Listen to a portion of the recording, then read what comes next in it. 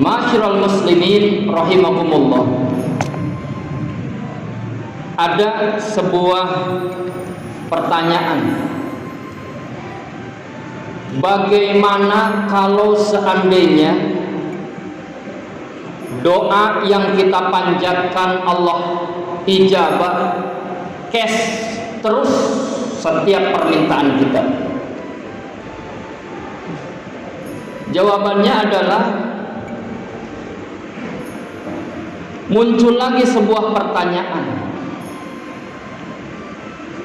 Apa yang akan terjadi jika ada seorang berdoa, "Ya Allah, sehatkanlah saya ya Allah, sehatkanlah keluarga saya ya Allah, sehatkanlah seluruh muslimin muslimat ya Allah." Kalau seandainya doa itu diijabah cash di dunia oleh Allah Subhanahu wa taala, apa yang terjadi dengan rumah sakit yang ada di sekeliling kita? Apa yang terjadi dengan profesi dokter, perawat, apotik dan tenaga medis lainnya? Tentunya bangkrut, karena semua manusia yang ada di tempat itu sehat semua karena diijabah doanya oleh Allah. Kemudian bagaimana kalau setiap doa yang kita panjatkan, misalnya, "Ya Allah, panjangkan umur saya ya Allah," lalu Allah ijabah. Sementara orang yang umurnya panjang melebihi dari kebiasaan orang, misalnya 100 tahun atau lebih, bukankah Allah memberikan informasi di dalam surat Yasin, "Wa man nu'ammir," barang siapa yang dipanjangkan umurnya, "nunakisu," maka dia akan dikembalikan lagi kepada bentuk kejadian semula. Lihat orang yang tua banget, jangankan dia bisa berlari, berjalan juga tidak bisa, bahkan berdiri juga tidak bisa, duduk juga sudah tidak bisa. Yang terjadi dia hanya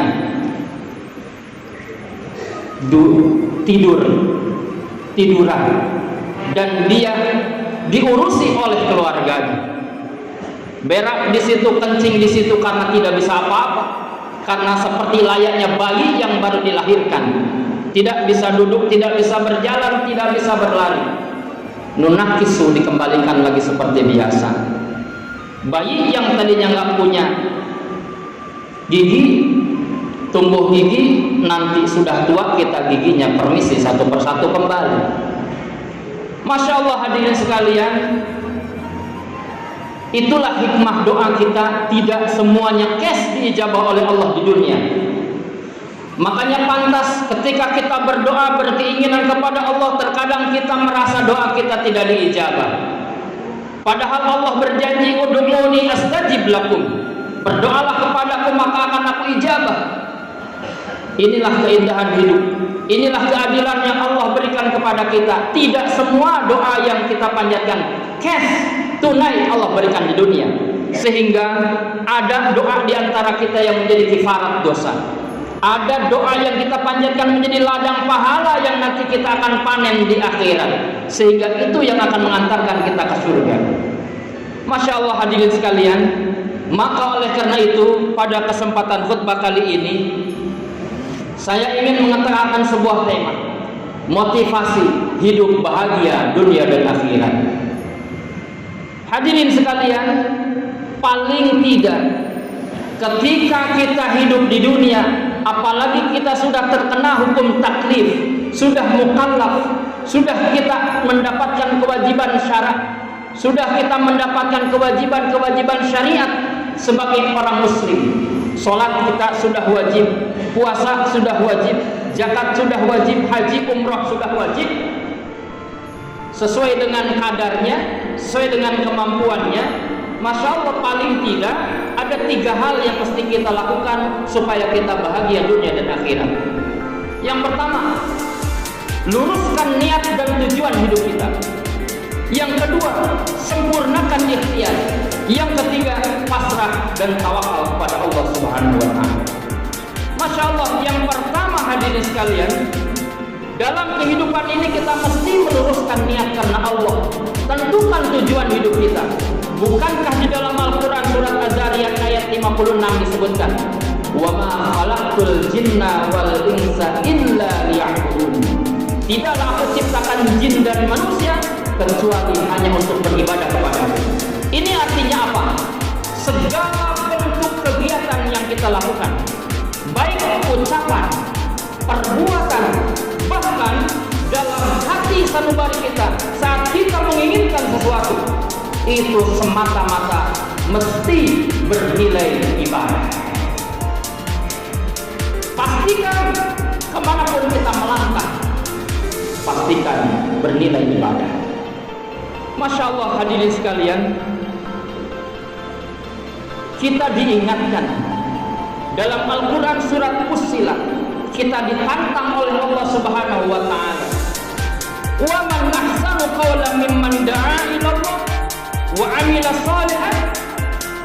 Siapa di antara kalian yang terbaik ucapannya dari mengajak kepada jalan kepada Allah, dari mengajak kepada jalan yang Allah ridhoi, serta melakukan amal saleh. Wa qala innani minal muslimin. Dia berkata, sesungguhnya aku termasuk golongan orang-orang yang muslim, orang-orang yang pasrah. Masya Allah, hadirin sekalian, ayat ini mengingatkan kepada kita bahwa amalan-amalan yang kita lakukan setiap hari itu terdiri dari amalan ucapan, amalan perbuatan, dan amalan hati, kepasrahan kita kepada Allah Subhanahu wa Ta'ala. Lalu pertanyaannya, amalan apa yang paling utama? Apakah amalan ucapan? Ucapan-ucapan yang sering kita keluarkan dalam lisan kita biasanya berbentuk ucapan-ucapan zikir, subhanallah walhamdulillah wala ilaha illallah wallahu akbar dalam zikir kita, atau ucapan-ucapan yang sekiranya tidak menyakiti orang lain. Pastikan itu bernilai ibadah. Ucapan yang kita keluarkan, ucapan yang kita lisankan ini bermanfaat untuk orang lain. Ucapan yang kita keluarkan tidak menyakiti orang lain. Yang kedua, pekerjaan-pekerjaan yang kita lakukan, tangan melakukan apa, mata melihat apa, telinga mendengar apa, kaki dijalankan untuk apa. Pastikan itu semua bernilai ibadah, bernilai amal soleh. Dan setelah itu semua kita maksimalkan, ucapan kita pelihara, perbuatan kita pelihara, selanjutnya kita pasrah kepada Allah Subhanahu wa Ta'ala. Ini layaknya seperti profesi yang kita lakukan, hadirin sekalian. Seorang pedagang, lahiriahnya dia berusaha pergi pagi, pulang petang, bahkan malam, bahkan tengah malam, bahkan dini hari dia baru pulang. Apakah pekerjaan profesi yang dia lakukan itu bernilai ibadah atau tidak? Ukurannya adalah yang pertama, motivasinya apa? Motivasinya apa? Apakah dia ketika keluar melangkahkan kaki dari rumah hanya semata-mata tujuannya adalah uang, hanya semata-mata tujuannya adalah materi, hanya tujuannya adalah semata-mata ketika mendapatkan uang, mendapatkan materi, senanglah dia di dunia, dia lupa akan kesenangannya akhirat. Kalau memang niatnya demikian, kebahagiaan yang dia dapat hanyalah kebahagiaan di dunia saja.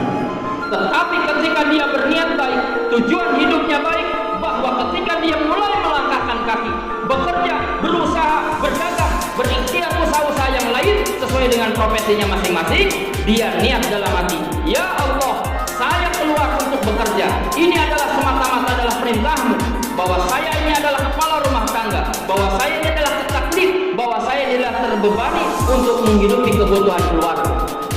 Sehingga ketika keluarga saya terpenuhi kebutuhannya, dia menjadi keluarga yang baik, menjadi keluarga yang kuat, sehingga ibadah pun menjadi tenang kepadamu ya Allah. Tujuannya adalah ibadah.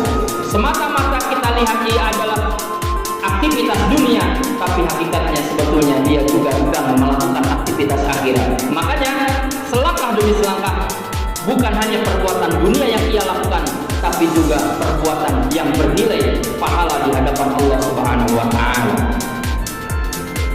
Baginda Rasulullah SAW mengingatkan, kam min amalin yatasawwaru min amalid dunya.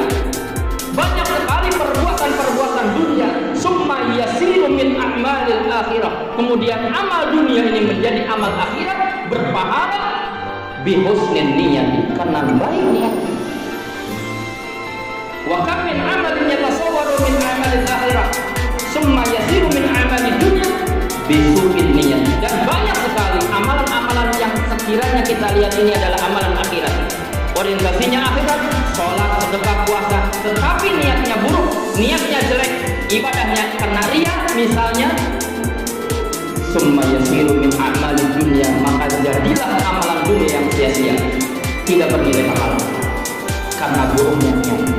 Masya Allah hadirin sekalian, dalam kehidupan real nyata kehidupan manusia saat ini, kadang kita dalam hati kita terlintas ketika kita berdagang misalnya, pedagang ini kemudian dagangannya laku, dalam hatinya berkata, asik saya dapat uang banyak, asik saya dapat uang yang begitu banyak, keuntungan yang banyak. Kemudian di sisi lain, orang melakukan ibadah, sholat misalnya, setelah melaksanakan sholat, dalam hatinya terbersit, asik saya mendapatkan pahala, asik saya mendapatkan investasi amalan untuk akhirat. Masya Allah hadirin sekalian, ini kalau demikian terjadilah pemisahan antara kehidupan dunia dan akhirat. Padahal sejatinya kehidupan kita, tujuan hidup kita adalah liya'budun. Wa ma khalaqul jinna wal insa illa liya'budun.